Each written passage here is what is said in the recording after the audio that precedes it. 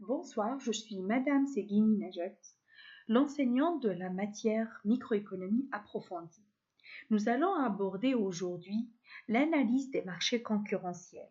Nous allons d'abord nous intéresser à la concurrence pure et parfaite.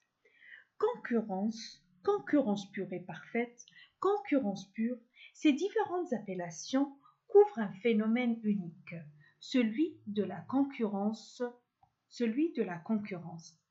Cette structure de marché idéalisée reste la référence de l'économie du marché, même si le modèle de la concurrence pure et parfaite est un concept qui reste un concept purement théorique.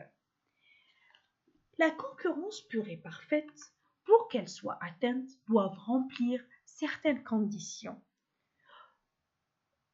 Parmi les conditions de la concurrence pure et parfaite, nous pouvons citer la transparence du marché, c'est-à-dire la disponibilité des informations sur le marché, atomicité du marché, homogénéité des produits, libre entrée et sortie du marché et enfin parfaite mobilité des facteurs de production. Dans un sens, il faut que ces conditions soient toutes simultanément respectées ou disponibles. Passons en revue chacun des facteurs. Atomicité. C'est quoi l'atomicité?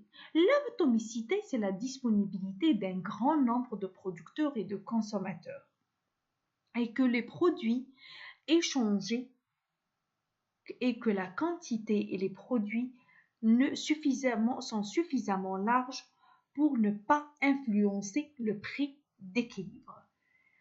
Homogénéité du produit, c'est l'homogénéité, il faut que les produits ou les biens proposés par les producteurs sont parfaitement identiques. En plus du fait que les consommateurs ne sont pas attachés aux producteurs par effet de réputation ou par effet de marque.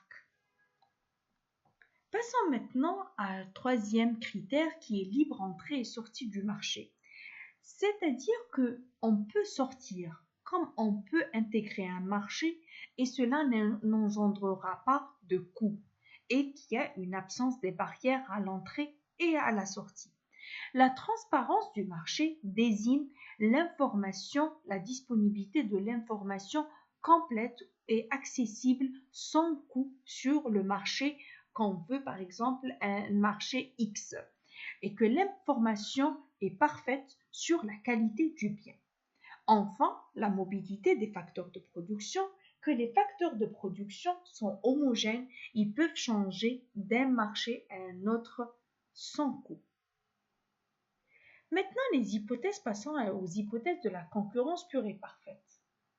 La disponibilité de l'atomicité, de l'homogénéité et de libre entrée et sortie du marché forment la concurrence pure. Par contre, quand on ajoute la transparence, parfaite mobilité des facteurs de production, cela ajoutera à la concurrence pure. La concurrence deviendra une concurrence pure et parfaite.